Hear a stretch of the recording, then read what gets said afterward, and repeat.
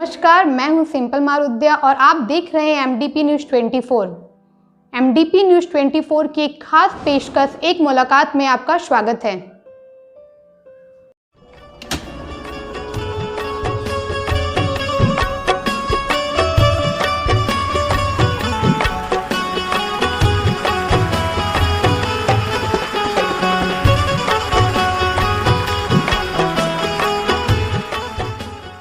नमस्कार, मैं एक बार फिर हाजिर हूं एमडीपी न्यूज़ 24 की खास पेशकश एक मुलाकात को लेकर। और मैं आज आ पहुंचा हूं मधुपुर के कॉलेज रोड स्थित महेंद्र मुनि सरस्वती शिशु विद्या मंदिर 10+2 स्कूल में।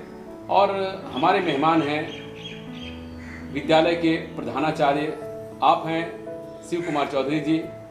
सर, आपका स्वागत है हमारे चैनल एमडीपी न्यूज़ 24। धन्यवाद सर, कुछ सवालों को लेकर मैं आपके पास आया हूं। सबसे पहले सर, मैं आपका सर व्यक्तिगत परिचय, इसमें सर मैं आपकी स्कूलिंग से लेकर महाविद्यालय तक की शिक्षा दीक्षा के बारे में सर जानना चाहूँगा। नमस्कार, मैं शिव कुमार चौधरी वर्तमान में प्रधानाचार्य महेंद्र मुनि सरस्वती शिशु विद्या मंदिर मधुपुर में हूँ। मैं बाल्यकाल से संघ का स्वयंसेवक होने के नाते मेरी प्रारंभिक शिक्षा दीक्षा अपने गांव के, जो मेरा गांव है बेगूसराय स्थित बछवाड़ा प्रखंड के फतिहा गांव के मध्य विद्यालय से हम लोगों ने किया। इसके बाद उच्च विद्यालय की शिक्षा दीक्षा हम लोगों ने अहियापुर के उच्च विद्यालय से प्राप्त किया। संस्कृत उच्च विद्यालय फतिहा से हमने फिर दूसरी डिग्री प्राप्त की। और इसके बाद पठन पाठन के दृष्टिकोण से लगातार बरौनी, दरभंगा, इस प्रकार से स्नातकोत्तर की डिग्री मैंने प्राप्त किया। संघ के स्वयंसेवक होने के नाते विद्या भारती के कार्यकर्ताओं से जुड़ाव रहा और उस जुड़ाव के कारण 1985 में हमने अपनी विद्या भारती की योजना से तेघरा में योगदान किया और वहाँ से अपने शुरुआती दौर प्रारंभ करने के बाद वहाँ से स्थानांतरण हुआ प्रधानाचार्य के रूप में। और कर्मिक पिछले 35 वर्षों से इस प्रधानाचार्य के दायित्व का निर्वाह करते हुए इस मुकाम पर अभी पहुँचे हैं। सर, आपने भी जिक्र किया सर कि आप राष्ट्रीय स्वयंसेवक संघ से बाल्यकाल से जुड़े रहे।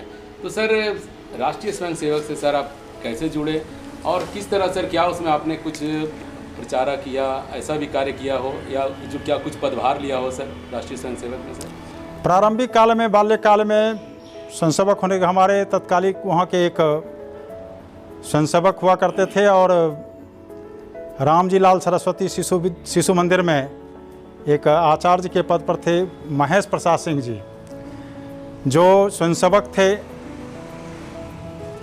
आचार्य थे। और इसके बाद वो प्रधानाचार्य बनकर के आए। उनका सानिध्य मुझको मिला बाल्यकाल में ही, करीब 7-8 साल के मैं था, उसी समय से उनका स्नेह सानिध्य मुझको मिला।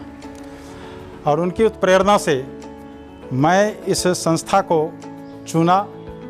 और उस समय तत्कालीन प्रधानाचार्य थे उमेश दत्त त्रिपाठी जी, उनकी प्रेरणा मुझको काफ़ी प्रभावित किया। वैसे सर कुछ मतलब सर राष्ट्रीय स्वयंसेवक के रूप में आपने सर कोई प्रचारक, प्रांत प्रचारक या ऐसे ही पद पर रहे क्या सर? विस्तारक के रूप में मैंने बेगूसराय में अपना विस्तारक के रूप में मैंने 1 साल का समय दिया था। और मेरी इच्छा शक्ति थी कि प्रचारक का दायित्व लेकर के द्वितीय वर्ष करने के बाद तृतीय वर्ष करूं और तृतीय वर्ष करके प्रचारक के रूप में आऊं। लेकिन घर वालों का, या जो कहिए जो होना होता है, घर वाले का दबाव आया, संघ के उच्च अधिकारियों का दबाव आया और मुझको वैवाहिक बंधन में बंधना पड़ गया। फिर मेरे जो इच्छा शक्ति थी वो वहीं रह गया दब करके, और मैं इस प्रचारक नहीं बन पाया। एक अच्छे स्वयंसेवक के रूप में प्रयास किया कि एक स्वयंसेवक के रूप में विभिन्न दायित्व का निर्वाह किया हूँ। सर, इस लॉकडाउन से सर, जैसे आप सर विद्यालय के प्रधानाचार्य हैं, तो सर लॉकडाउन से पढ़ाई किस तरह बाधित हुई है सर? ये लॉकडाउन की जानकारी तो हम लोगों को थोड़ी बहुत तो पहले से हो रही थी, बच्चे उस समय हमारे यहाँ CBSE का परीक्षा केंद्र भी है और अपने विद्यालय का भी परीक्षा संचालन करना, दोहरी परीक्षा को यहाँ पर संचालन करना पड़ता था। तो CBSE का 10वीं और 12वीं की परीक्षा का सेंटर यहाँ पर था।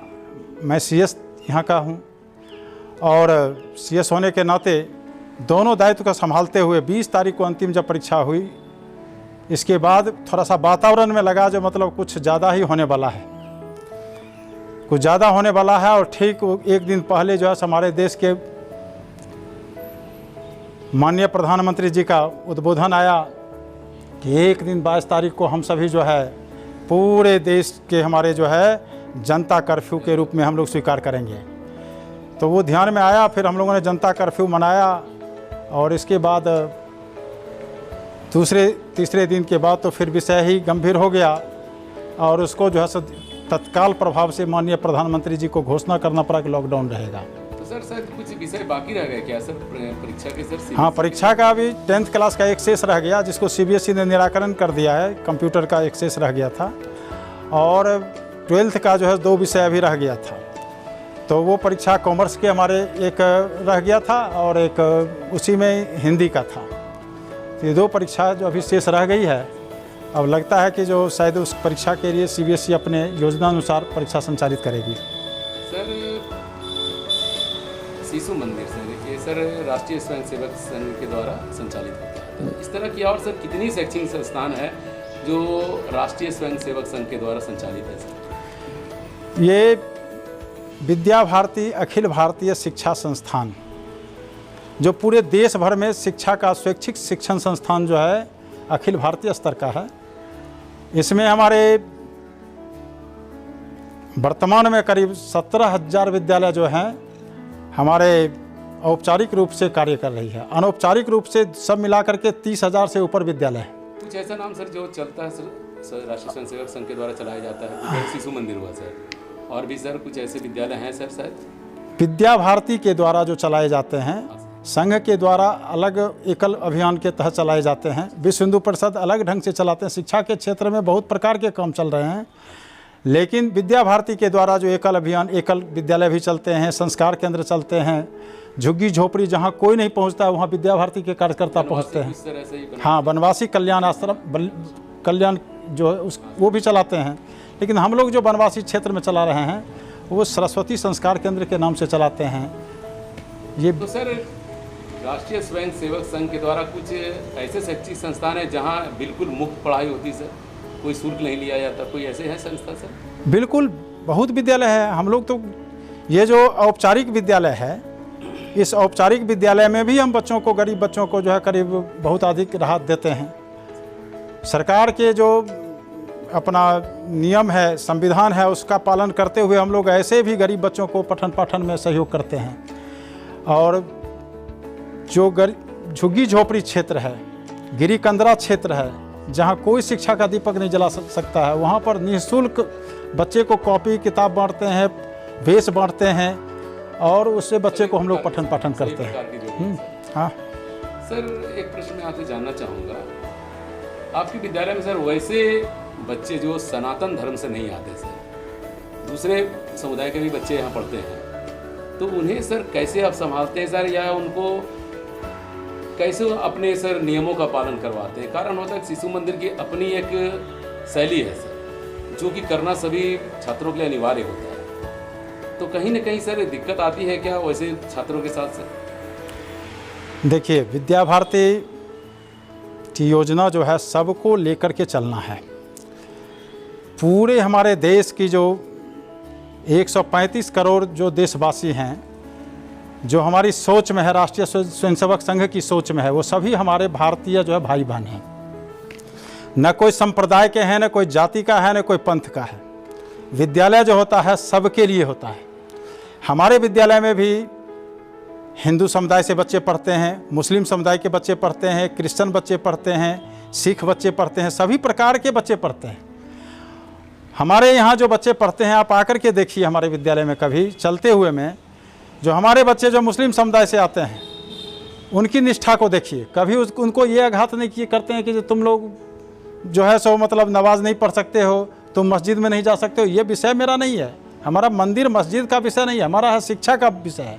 और सीबीएसई का मापदंड है, सीबीएसई के केंद्र बिंदु में है कि कोई धर्म संप्रदाय का है उसको सही शिक्षा जो हमारे सीबीएसई का निर्धारित पाठ्यक्रम है उसको बच्चे को देना है। संस्कार में हम देते हैं, भारतीय संस्कार देते हैं बच्चे को, विदेशी संस्कार उसको हम नहीं देंगे।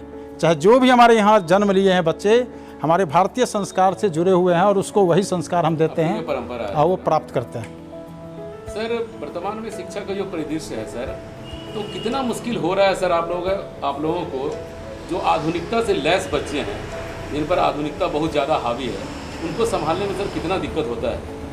देखिए, अभी लॉकडाउन हुआ, हमारे विद्यालय में बच्चों को वर्जित है, सीबीएसई ने भी वर्जित किया है कि मोबाइल लेकर के बच्चे कोई विद्यालय नहीं आएंगे, शिक्षक भी मोबाइल लेकर कक्ष में नहीं प्रवेश करेंगे। ये सारे उपक्रम चला हुआ है। लेकिन जब लॉकडाउन हुआ तो आज जो चीज़ हमने वर्जित किया था उसको बच्चे को घर में खोजना पड़ा, अभिभावक को उसको खोजना पड़ा। हम लोग स्कूल ट्री एक ऐप है, उस ऐप के माध्यम से बच्चों को जोड़े हुए हैं, गार्जियन का मोबाइल नंबर दिया हुआ रहता, सभी प्रकार के काम जो है हमारे बच्चे उससे होमवर्क करते थे, कोई संदेश देना होता था हम उनको देते थे। लेकिन आज जो है वही काफ़ी औपचारिक रूप ले लिया। बच्चे को होमवर्क देते हैं, उसी में किसी प्रकार का संदेश देते हैं तो उसका भी करते हैं। हमारे आचार्यों का मीटिंग हम लोग बीच में, प्रधानाचार्य होने के नाते बीच बीच में आचार्यों की एक मीटिंग लेते हैं और लगता है कि सप्ताह में 2-3 मीटिंग हो जाती है। आचार्यों को बैठाते हैं, फिर घर से ही वो कैसे पठन पाठन करेंगे व्हाट्सएप के माध्यम से बच्चे को देते हैं, टेस्ट लेते हैं, सभी प्रकार की प्रक्रियाएं हमारे आचार्य शिक्षक जो है सो उसको करते हैं विशेषतः। और गार्जियन काफ़ी प्रभावित हैं। गार्जियन एक लिख करके हमको दिए, जो प्रधानाचार्य जी आपने जो उपक्रम सोचा, ये आज लॉकडाउन में बच्चे हमारे प्रभावित होने से बच गए और पूरे पाठ्यक्रम के अनुसार बच्चे हमारे पढ़ रहे हैं। तो आधुनिक दृष्टिकोण से भी जो है अब टेक्नोलॉजी है, आधुनिकता के दौर में बच्चे को आना ही पड़ेगा। अब वो भारत नहीं है, 21वीं सदी का भारत है। 21वीं सदी के भारत में बच्चे को जो है सो आगे आना पड़ेगा, गार्जियन को भी मदद करना पड़ेगा।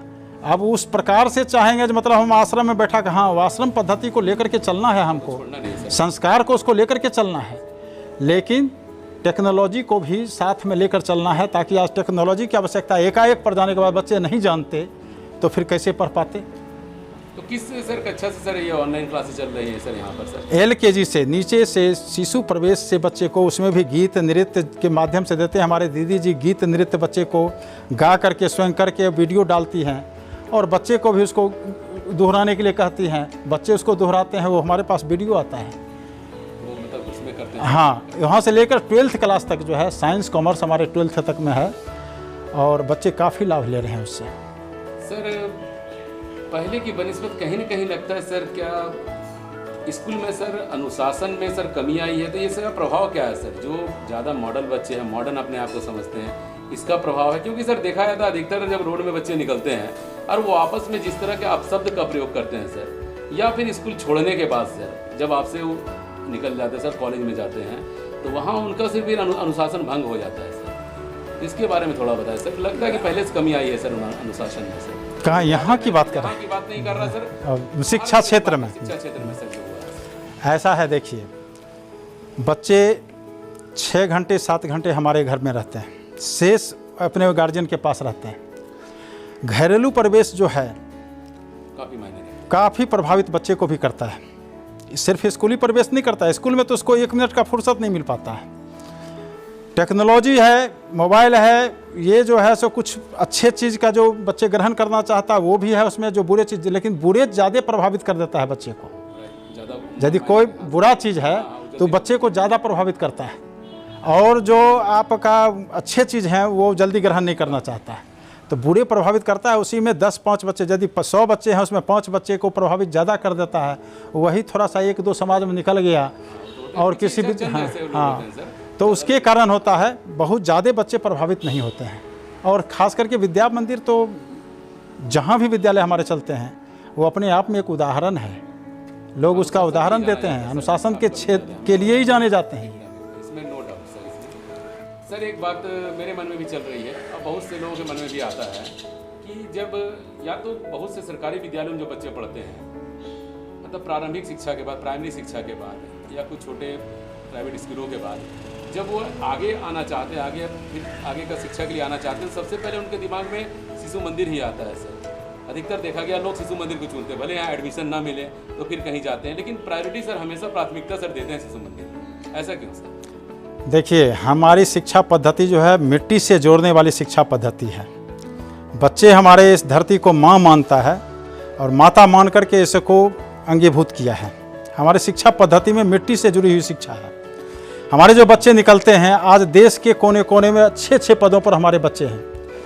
आज इस कोरोना वायरस के दौर में हमारे पूर्व छात्र हैं जो तन मन धन लगा करके उसको अपने जान की परवाह नहीं किए हैं, लेकिन वो जा करके समाज के बीच कूद पड़े हैं।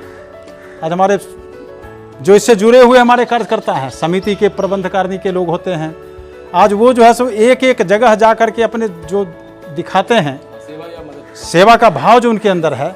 यानी इस विद्यालय को इसीलिए लोग चुनते हैं कि यहाँ पर जो हम सिखाते हैं बच्चे को माँ कहे, पिता को पिता कहे, धरती को माता कहे, ये संस्कार जो देते हैं, अपनापन का जो भाव है, वो घर में भी बच्चे हमारे दिखाते हैं और अभिभावक उसी को देखते हैं। कम से कम हमारे बच्चे तो इस प्रकार से तो हैं जो कम से कम हमको पिता कह रहे हैं। बहुत अच्छे संस्कार सीख रहे हैं, सबको अच्छा लगता है सर।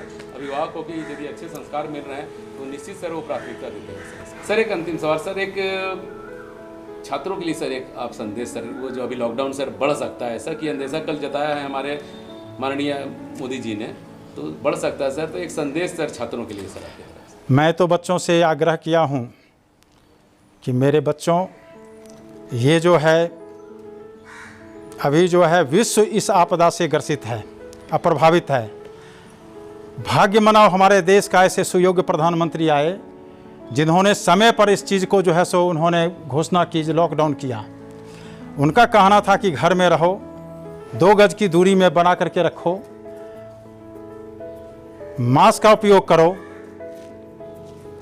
हाथ को जो है सो बीच बीच में जो है हम साबुन, चाहे कोई भी साबुन हो, किसी प्रकार के हो, लेकिन उसको जो है साबुन से हाथ को साफ करते रहो, स्वच्छ रहो, अपने भी स्वस्थ रहो, दूसरे को भी रखने का प्रयास करो।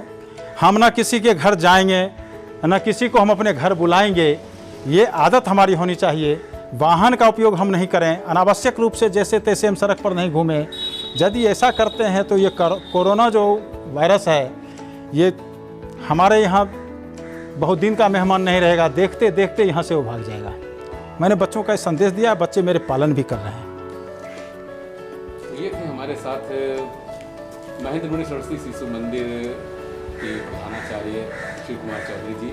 आपके विचारों को निश्चित छात्र मानेंगे सर, और बहुत अच्छे विचारों से इन्होंने अवगत कराया। मैं संजय सिंह अपने सहयोगी कन्हैया श्रीवास्तव और उमेश मिश्रा के साथ MDP न्यूज़ 24 के लिए नमस्कार। नमस्कार।